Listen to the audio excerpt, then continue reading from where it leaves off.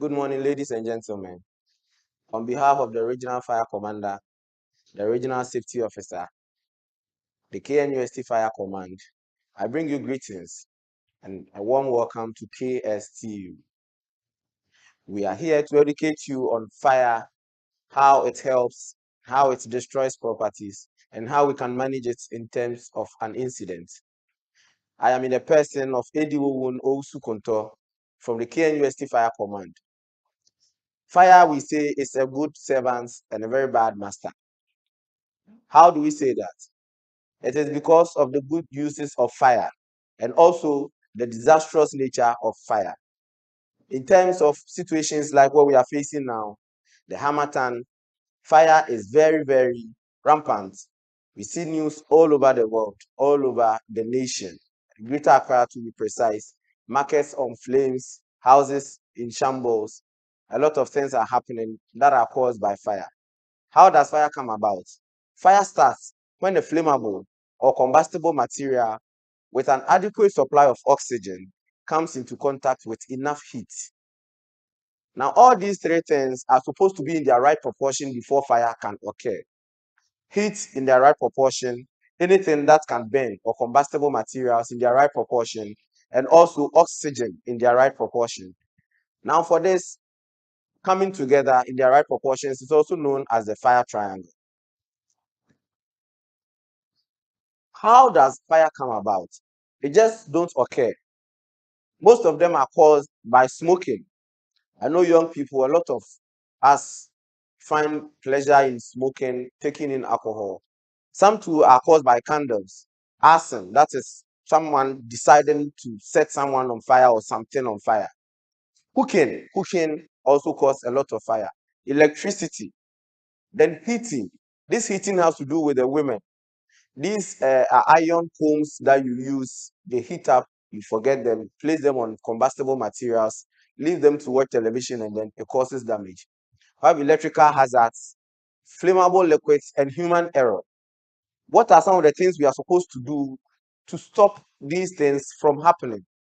Do not smoke at your halls or your hostels or your rooms because it is very dangerous. Why do I say it is very dangerous? Smoking, you can smoke and get high, forget yourself, drop a piece on your mattress or anything combustible, and by the time you realize, the whole place is on fire. Now, young women and men, we love good things, we love beautiful things. Some people may have old towels in their rooms and they may decide to buy carpets. Now, because they have carpets in their rooms and we like pressing our phones while we sleep on our beds, we decide to pass electrical cables under the carpets. These electrical cables under carpets can burn and we will not see them. Sometimes you'll be in your room and you smell something is burning, but you may not find exactly what is burning. They are the insulators around the cables that begins to burn. Now, when you place these cables under the carpet, with time the insulators will wear off, and then the naked wire will touch the carpet and it will be in flames. Do not put high demanding equipment or appliances in an extension board. High demanding appliances are some of the high demanding appliances are electric kettles, electric ovens, microwave ovens, irons, refrigerators, and these ironing, or what do you call it, hot irons or hot combs, the women use to comb their wigs. They are high demanding energy appliances, and for that matter, they are supposed to be plugged directly into the sockets on the wall, not in an extension board. People will bear with me, or a lot of you will bear with me, that sometimes when you put your iron in an extension board and you are done ironing your clothes, you want to pick the extension board back. When you touch the cables, you realize it has begun to heat up. Because of the high demanded energy of the iron, you are not supposed to put them in an an extension board.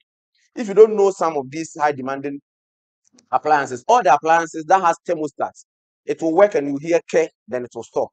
It will be working and you hear K, then it stop working. All those K, the rice cookers and other stuff, they are not supposed to be placed in an extension board. Now, do not leave your cooking stoves unattended when in use. A lot of people want to multitask. They will put food on fire and then they will be watching series on their laptops.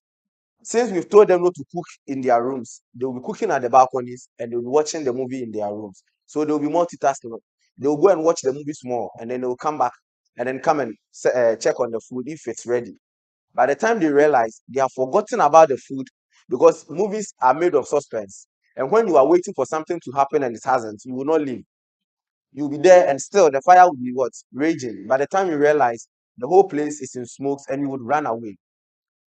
Now, do not tamper with the available fire extinguishers at your hostels or your halls. A lot of people play with it. I don't know why they play with it. Some time ago, we visited a hostel at KNUST.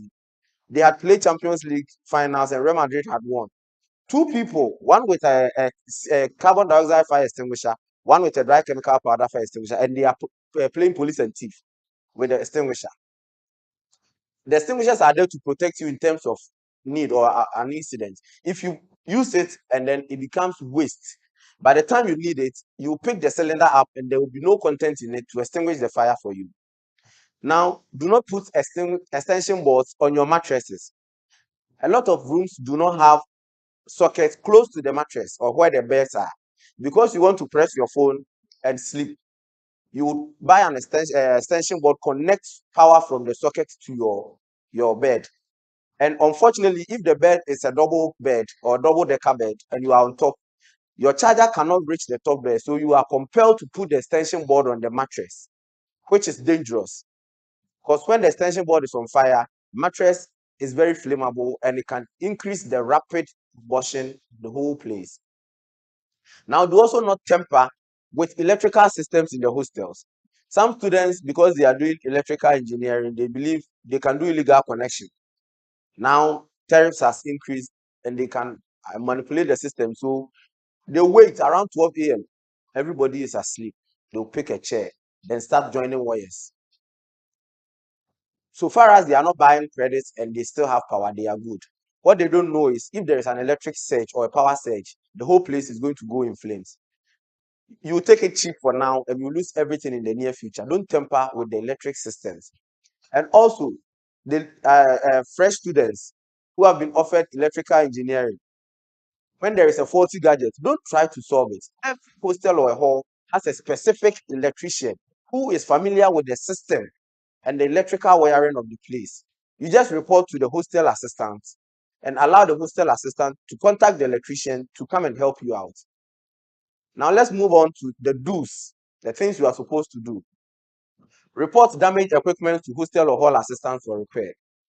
Switch off all electrical gadgets when leaving the room. Now, the reason why I'll talk about this is clear all exits and the rooms in the rooms and also the floors. Women, for instance, the men they don't have problem with this. Women, 4 women in a room, they will all come with their fridge. They will all come with a lot of luggage. One containing soap, one containing wigs, one containing dress, one containing shoes.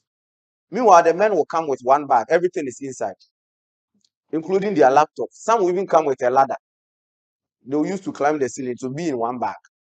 So men do not overcrowd their rooms. It's the women that overcrowd their rooms and block the exits. The exits are there for you to run away in case of an emergency. Now, if you place a lot of things in your room, when there is an incident, the fire will get a lot of combustible materials to increase the burning. Reduce it and be safe. Now, in case of fire, the facility we find ourselves in is made up of a lot of story buildings. In case of fire in any of the buildings, the first thing you are supposed to do is you move to safety. Your life is very, very important than any other thing on the campus. Everything can be accounted for. We can cost it, but your life, we cannot cost your life. We don't know how much a life costs. Unless maybe we are fraud boys who are using human beings for rituals. They know how much a life costs. For us, we don't know. So your life is precious to us. Make sure you run to safety first. Now, the next thing in action is you are supposed to call the fire service. Don't come and tell me you've called the fire service and they did not respond. You don't have the fire service number. By the time I'm done with my presentation, I'll give out the fire service number so that you can reach out to our offices at any point in time. Now, when you move to safety and you call fire service, account for your room members or your roommates. Fire service, we have something we say rescue before firefighting. If someone is trapped in the room and we start firefighting, the hot steam will kill the person before we even extinguish the fire. So we do rescue before we start firefighting. And we can only do rescue when we know someone is trapped. For that matter, when you run to safety and you call fire service, you account for your room members. So you say, oh, I was in the room with Na, but I'm here. Na is not here. It means Na is trapped. So we are supposed to look for Na before we start firefighting. Now call others for help. Some of the guys are very, very brave. They can pick up a fire extinguisher, get closer to the fire, and then extinguish it even before the arrival of the fire service. So you call for help while you account for everyone. Now let's move on to the fire extinguisher. How do we go about using the fire extinguisher? Most of you don't know what a fire extinguisher is. This is a dry chemical fire extinguisher. We have an acronym in using the extinguisher, which is called PASS. PASS. PASS. Now, if you look at this extinguisher, it has a lot of parts. This is the handle. This is the operating lever. This is the flexible tube. This is the cylinder which contains the contents that will extinguish the fire. Now, in the past, I'm talking about PASS. The first thing you're supposed to do is to pull the pin. When you pull this pin out, it separates or it enables the operating lever to function with the handle. Now, by pulling out this pin, you would have to turn it in a form of a key to break the seal. This is the seal. The yellowish thing here is the seal. So you turn the pin like you are turning a key, and it will break the seal, leaving it free to be pulled out. When the pin comes out, the A after the P is aimed at the base of the fire. Most of the people believe, or most of us believe, that uh, fire is the flame. No, fire is not the flame. The flame is an evidence that something is burning. So, for instance, if this table or the pulpit I'm standing in front or behind is on fire, the flame can reach up to this level. Meanwhile, the thing on fire is the pulpit. So you are supposed to aim at the base of the pulpit, not the flame. Otherwise, you spray the powder into the atmosphere without performing its due function. Now you squeeze the operating lever. That is the first S in the past. So we have done P, pull the pin. We have done A, aim at the base of the fire. And then we are doing squeeze the lever or the operating handle. When you squeeze it, it will discharge the contents in the cylinder, thereby extinguishing the fire. Now the last S says sweep from side to side or left to right until the fire is finally extinguished. Don't go and be like Jack Chan. You press it and then you search again and see if the fire is still raging. No. Keep pressing it, squeeze it, spray from left to right, and make sure the fire has been extinguished before you leave or you release the handle. Now, how do you contact fire service in case of an emergency? If you are in Ashanti region, you can call fire service on this number 0505 0505 001415. This is the regional headquarters number 0505 001415. You can also contact KNUST Fire Station directly without going through the region on 0244 865319. 0244 865319 or 0322 392 292. 0322 392 292. Thank you and stay safe.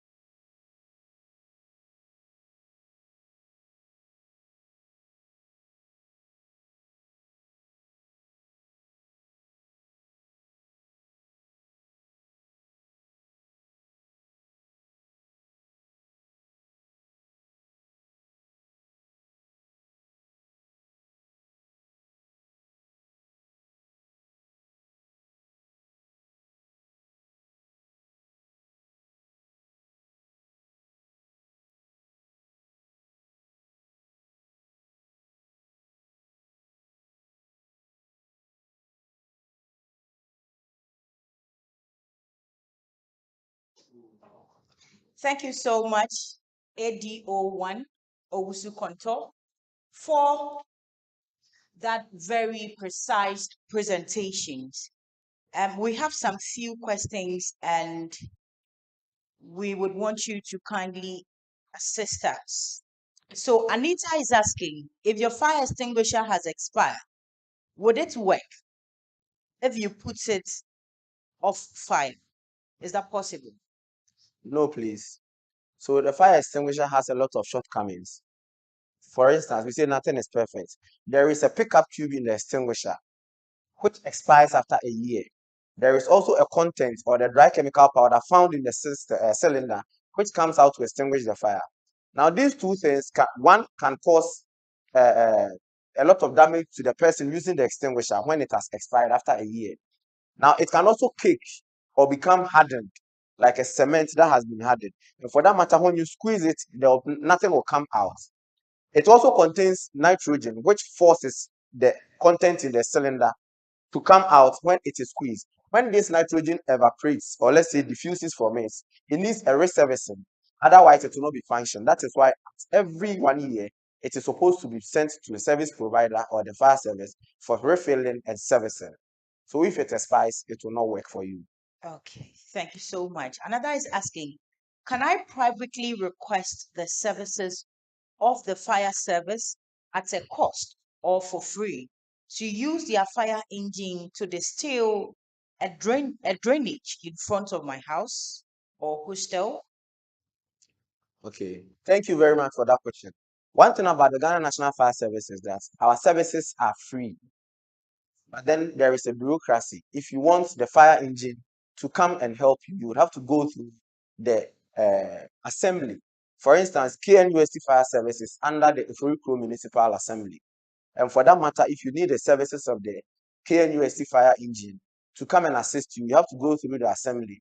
Then it will come to the command, and then they will dispatch the appliance to come and help you. But for that negotiation with the assembly, I do not know if it's going to cost you or it's going to come at a fee. But for us, when we are dispatched to go and attend to someone, we do not take money. Whether for fire, for humanitarian services, the fire service does not charge. Thank you. All right. And our final question, Kweku is asking, if a fire starts in a hostel at night, what is the first thing a student should do before trying to escape? First thing you're supposed to do is to raise an alarm. At night, a lot of people are sleeping, and smoke inhalation can kill the person even before the flame get to the person. So you raise an alarm for everybody to know that there is fire. Then you all walk quickly, don't run, because it's at night.